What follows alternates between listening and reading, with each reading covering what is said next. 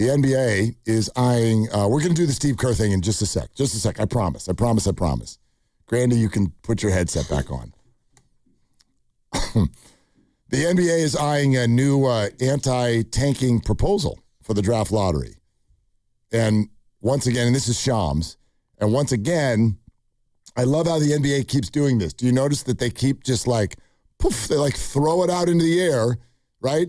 It's like a plume of lottery stuff, and they throw it out there. Just relax, Grandi. They throw it out there and because they want everybody's reaction. The NBA, I haven't even read this yet. And I already know the NBA, you're lacking confidence. That's your problem. You're lacking confidence. Just do it. Stop floating it on Twitter so that you can see everyone's reaction, and then you're like, oh, back to the drawing board. Just do it. Will you just do something so that we can not have 10 teams not caring about their games next year? That's all I ask. Anyway, NBA has disclosed to 30 general managers draft reform termed the 3-2-1 lottery. 3-2-1 lottery that includes expanding the lottery to 16 teams, flattened odds, and a relegation zone. You know what that is? It's a relegation sensation. Cha-ching! The bottom three teams will be penalized with fewer lottery balls for the number one pick starting with the 2027 draft. So, again, the three characteristics, lottery goes to 16 teams. Everybody's got flat odds except for the bottom three. Their odds for the top pick get worse. What do you think? I kind of like it. I mean, they're talking about a relegation zone where the bottom three get penalized and you don't get the same opportunity. So really the sweet spot would be you're bad, but not bottom three bad, and you would get the best chance then to get the lottery balls. And the other part of it is if you are the 8th seed, I believe that you also would be in the lottery. And if you're the loser of the 7-8 play-in game, even if you go on and beat the 9-10 winner and you go to the playoffs, like Orlando, for example, yep. Orlando's the 8th seed. They're probably going to win the series. They're up 3-1. They're going to be one of the rare teams to beat the 1 seed. It seems they would be in the lottery based on this system. So I don't know about that part of it, but I do like the idea of a relegation zone punishment where if you're bottom three, you get less of a chance to actually win the lottery. Yeah. I mean, look, bottom line is whatever's happening at the top of the whole thing doesn't really trigger me too much. Honestly, I don't even really care all that much if you want to put everybody in the lottery. I know people don't want to do that. Nobody wants to come out of the season where someone won a championship and then they get the first pick also. People would lose their minds. But it doesn't really bother me. I don't, you know what I mean? I'm not really all about, why are we penalizing everybody who's good? Like we do play losers outs, and we don't have to. Right. We could play winners outs. We do that on basketball courts. We won't do it in real basketball. It's fine. But so if you want to go to 16, do that. But I dig the idea of everybody at the end of the year would be trying like hell to not be one of the worst 3 teams in the league. Yeah. So you're going to automatically be playing hard at the end of the season no matter what. You would be still tanking, but you wouldn't want to like fully tank to be a bottom 3. You would want to like fine tune your tank to where you want to tank, but you don't want to be one of the worst 3. So you'd want to be like, ideally, you'd be the 4th worst team in the association. Well, no, but that doesn't even help you. The difference between 4th and 16th worst would be nothing. Flattened odds. Totally flat odds. The worst odds only go to the bottom 3 as part of a relegation system. But everybody else... There's a certain floor where if you are like the 4th worst team, you'd have a floor where you couldn't pick worse than 12th, for example. Maybe that's just the relegation teams. The relegation teams would have a floor of the 12th pick, whereas the other 13 could fall as low as 16. So I guess you're right, where if you're the 4th worst team, you do get more balls to get the number 1 overall, but you could wind up as the number 16 pick. If you're one of the relegation teams, you couldn't fall any worse than 12. So not that that's an incentive, certainly, but... Are you seeing that in this story? Yeah, I'm seeing it here at the bottom of paragraph 3, where the relegation area would have just 2 lottery balls, but would have a floor of the 12th pick, whereas the rest of the 13 teams could fall as low as 16. That's what I'm saying. Like, maybe you're reading this different than me. I don't see the 4th worst team and the 16th worst team having basically anything different. No, you're right. They're all flat, right? Yeah, flat odds. And also, if you're the 4th worst team, you could fall to 16. Yeah.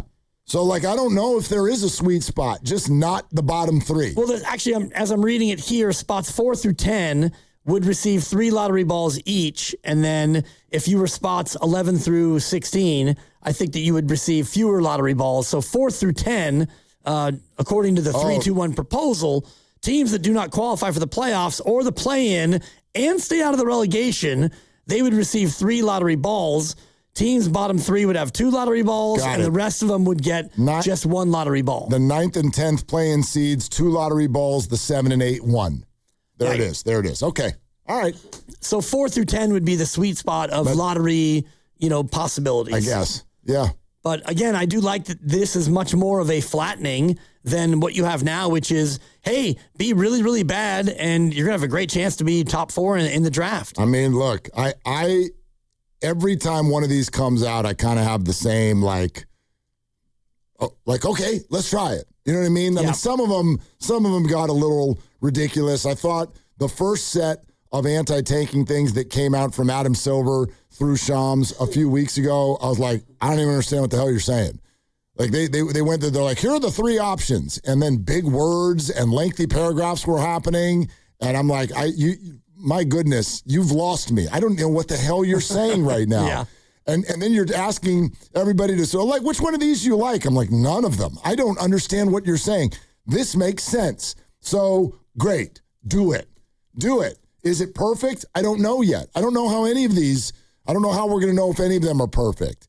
I still think my initial reaction to it sounds pretty good, but the overall reaction to it is, why are you giving, the 4th or 5th worst record? Why are you giving them a better shot than the 10th worst record?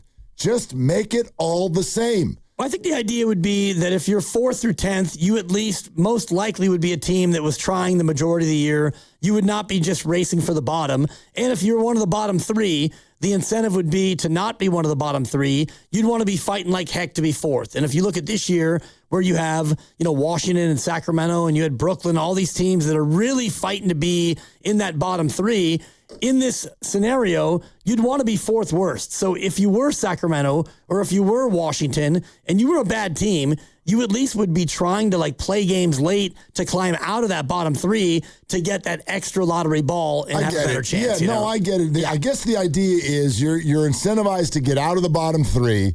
And then once it gets up to sort of the play-in tournament, they're going to continue to say the incentive is to be in the play-in tournament. So, no one's going to try to not be in the play-in tournament. Maybe they would, but even if you do that, you get 1 extra ball. Right. You get 1 extra ball, and then you run the risk of falling all the way down to the bottom, where then you lose that extra ball again.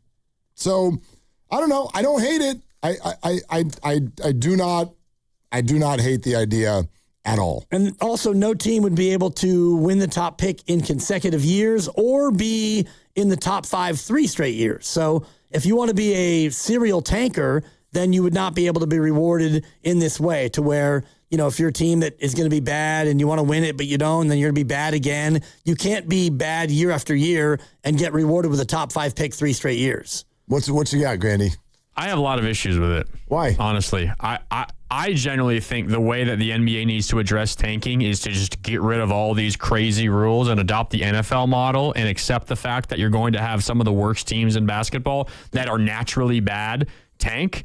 But I think what this is going to do, while it does maybe successfully get rid of you tanking all the way to the bottom, it encourages tanking from the middle of the league. And I think as a result, you're going to have more teams that have an interest in losing basketball games towards the end of the season because they think it's pretty darn valuable to be the 10th worst team in the league as opposed to the worst team in the league. And I think you will get to a point where you have teams that have a legitimate shot to make the playoffs that look at the odds now that they're flattened in the lottery and say, we have as good of a chance as ever from the 10th worst spot in the league to win the lottery overall. And I also think what Dibs said with you can't win the lottery back-to-back years, you can't be top 3 or top 5 3 straight years or whatever it is, you are seriously going to hurt the small market teams that at times are just naturally bad and have to rely on the lottery and the draft as a way to get good. They can't get free agents. They can't do.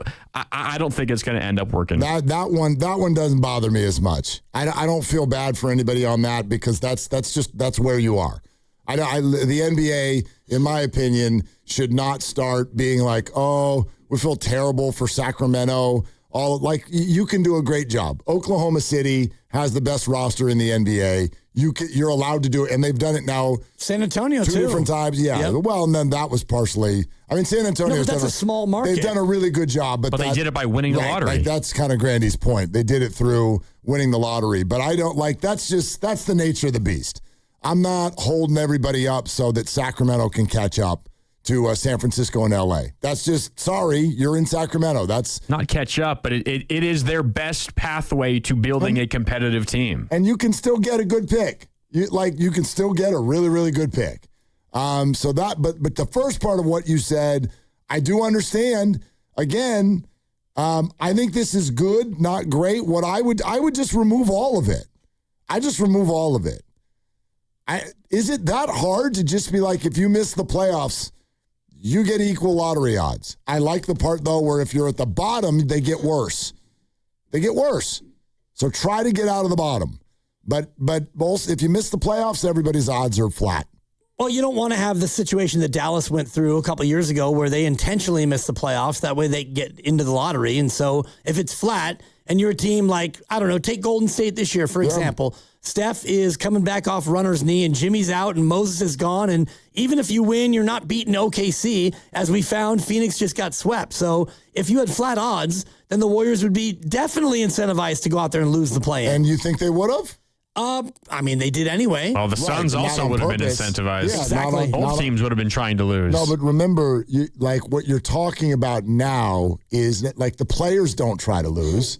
You're talking about the organizations. Yeah. All right, I think if the team that misses the playoffs barely and the number one's the worst team in the league having the same odds to win the lottery, but you're not thinking about how that you're going to get 15 teams tanking every year. You're not thinking about how that would play out. You're telling me that they would get into a play-in game on national TV and that the coach and the general manager would have the stones to bench all of their players in the fourth quarter. Yeah, because they know they're getting swept by OKC in the first round anyway. You're getting a massive fine. Give us an equal shot to win the lottery. You're getting a massive fine. Steph has runner's knee, so, you could easily, that thing flared right up. And I wouldn't mind seeing a tank off in the play-in. That'd actually be kind of fun. But you're going to have teams try to lose at the end of the year from the middle of the league if that's the case. I don't think that would happen. I just don't. Again, your players try. Players don't tank. They don't want to get a good draft pick to replace them. They're not trying to mess up. You have to basically. That's why it was so important what Draymond did after what the Kings did here at Chase Center. Nobody would have known about that if Draymond hadn't made a whole press conference about it. But if you're doing it in play-in games, everyone's going to see that. So you would have to be incredibly subtle with your tank, which I don't know how the hell you do that. Can I just ask you what's wrong with the NFL model of worst team gets the first pick? Because you're going to have 3, 4, 5 terrible teams over the course of a season anyway. I always think the best thing the NBA can do is accept that tanking is a viable strategy, but limit it to the bottom 3 or 4 teams. I think keep the rest of the league competitive. You can't do what the NFL did because the nature of the sport is different. You don't see NFL teams tank very often. It is less often, I'm not saying always, but it is less often that there is a franchise-altering there's like a Victor Wembanyama maybe. Right. And by the way, sometimes in the NFL, when you think you have that, you don't. Like Trevor Lawrence was that, but he wasn't. People will say that about a quarterback, and it might be true, it might not be true. I'm not saying tanking doesn't exist in the NFL, but it's a lot different. It's a lot different than the NBA. Right. Who is the singular player in the NFL right now who is franchise changing more than any other player right now currently in the NFL?